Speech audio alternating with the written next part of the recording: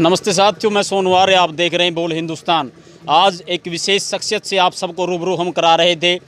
राष्ट्रपति अवार्ड से सम्मानित राष्ट्रीय शिक्षक गौरव पुरस्कार 2020 हरियाणा के एकमात्र ऐसे शिक्षक जिन्हें राष्ट्रपति जी के द्वारा वो भव्य अवार्ड देकर के सम्मानित किया गया। आदरणीय मनोज लाकड़ा जी हमारे साथ यहाँ मौजूद थे। हम उनसे बात कर रहे थे। आदरणीय सर जी की विशेषता ये कि आपके द्वारा जो बच्चे पढ़ाए जाते हैं, जिन बच्चों के आप शिक्षक हैं, उन बच्चों में ऐसी प्रतिभाएं आपने विकसित की हैं। उन प्रतिभाओं के दम पर उन बच्चों ने ऐसे साइंस के आविष्कार किए हैं कि लोग दांतों तले उंगली दबाने के लिए मजबूर हो जाते हैं। तो सर से हम पूछ रहे थे कि सर ऐसा आपने क्या कर दिया जो उन बच्चों ने इतिहास रख दिया। तो कुछ और बातें सर से हम जानेंगे और पूछेंगे। सर, अभी हम आपको हमारे दर्शकों को बता रहे थे कि बच्चों ने ऐसी चीज़ें विकसित की है जो साइंस के क्षेत्र में अपने आप में बड़ी विशेष हैं, बेहद ख़ास भी हैं।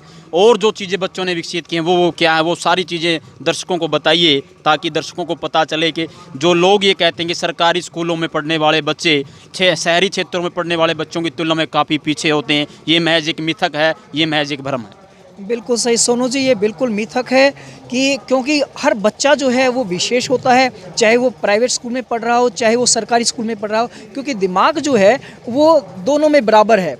ये तो कहने की बात है कि अगर ज़्यादा संसाधन होंगे तो वो ज़्यादा वो चीज़ें वहाँ पे विकसित होंगी या वहाँ के बच्चे जो हैं ज़्यादा विकसित कहलाएंगे, ऐसा नहीं है। देखिए, प्रतिभाएं जो हैं वो ग्रामीण क्षेत्र में भी हैं और क्या कहते हैं सरकारी क्षेत्र में भी हैं जो स्कूल हैं, और साथ में प्राइवेट स्कूलों में भी हैं। लेकिन अगर संसाधन की वजह से कोई बच्चा रह जाता है पढ़ाई में, तो मैं मानता हूँ ये बिल्कुल गलत बात है। उस बच्चे को वो संसाधन प्रोवाइड करवाना चाहिए।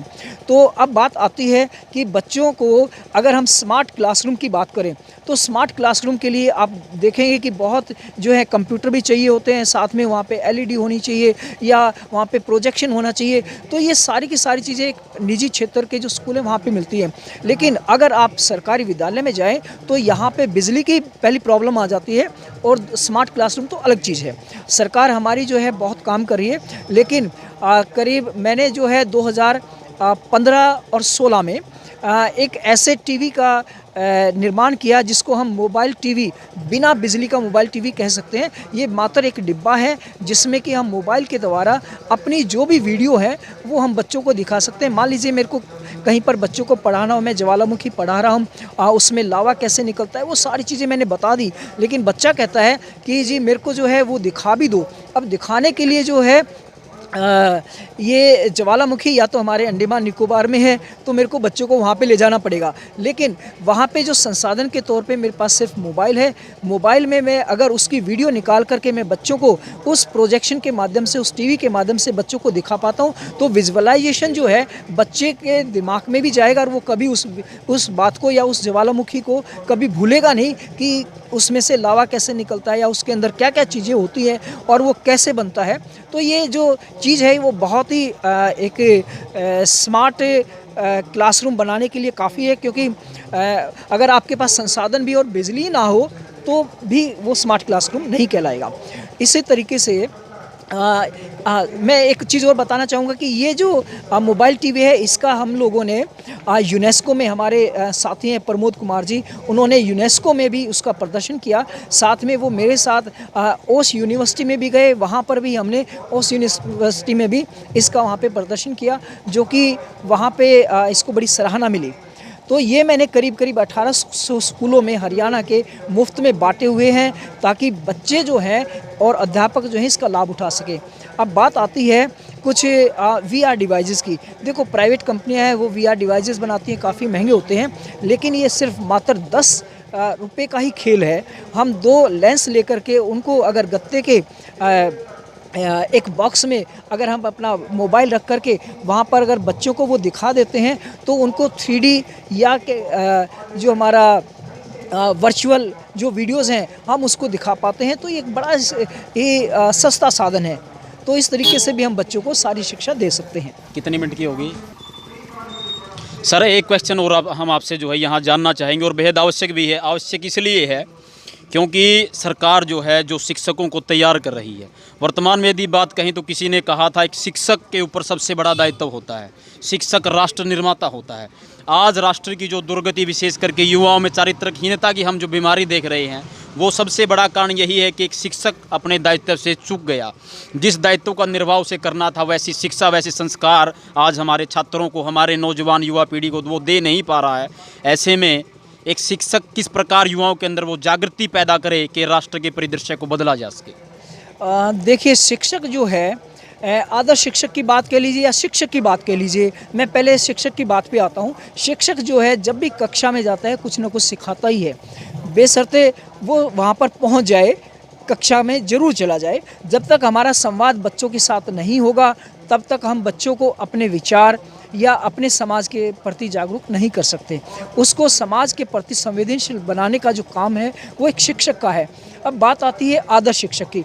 देखिए, मान लीजिए हमारे यहाँ पे व्यवस्था है कि हम हिंदी के अध्यापक हैं या केमिस्ट्री के अध्यापक हैं या फिजिक्स के हैं या फिर गणित के अध्यापक हैं, उसके लिए तनख्वाह जो है उसको जीवन यापन के लिए मिल रही है। लेकिन अगर उसके अंदर कुछ और भी प्रतिभाएं हैं, मान लीजिए वो म्यूज़िक में अच्छा है या खेल में अच्छा है, तो उस शिक्षक को जो है वो चीज़ अपने बच्चों तक डिलीवर ज़रूर करना चाहिए, ताकि बच्चे जो हैं उसको भी अपना करके अपना विकास कर सकें।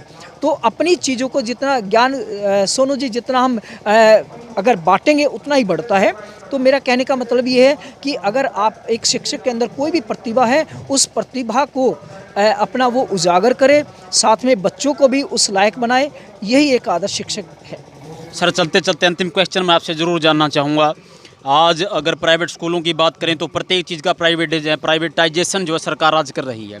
जो हमारे सरकारी स्कूल थे वो बहुत पीछे जा चुके हैं, पिछड़ रहे हैं शिक्षा के क्षेत्र में। और जो प्राइवेट जो स्कूल है उनका सत्र फीस बेहद महंगी है। आम व्यक्ति की बस की बात नहीं बच्चों को इतने बड़े स्कूल के अंदर पढ़ा पाना। ऐसे में जो ग्रामीण क्षेत्र में रहने वाले जो प्रतिभाएं हैं उनको कैसे आगे ले जाया जाए, कैसे उन प्राइवेट स्कूलों को टक्कर दी जाए, क्या रोड मैप बना जाए? हमारी सरकार जो है बहुत अच्छा कर रही है। वहाँ पर अभी मैंने देखा है कि ग्लोबस नाम की कुछ जो एलईडी हैं वो हर विद्यालय में भेजी जा रही है। साथ में जो है लाइब्रेरी की बुक्स वगैरह सब कुछ वो है भेजा जा रहा है। अब बात आती है कि उनको टक्कर देने की बात। देखिए, अगर हम बच्चों का ही विकास इस तरीके से कर लें तो वो बच्चे जो है खुद ही टक्कर देंगे निजी क्षेत्र के स्कूलों को।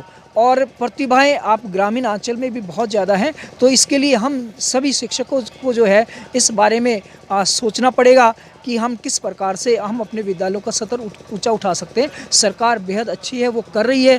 फेस लिफ्टिंग की ग्रांट भी आती है जिसमें कि विद्यालय का जो पूरा उनका माहौल बदल दिया जाता है। वहाँ पे जो पेंटिंग वगैरह है या किसी भी तरीके से हम अगर कहें तो एक अध्यापक जो है वो समाज को ऊपर उठाने का काम कर रहा है।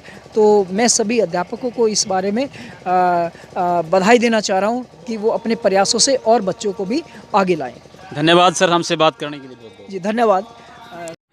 साथियों, ज़्यादा से ज़्यादा हमारे वीडियो को लाइक करें, शेयर करें, कमेंट करें और चैनल को सब्सक्राइब करना ना भूलें। धन्यवाद।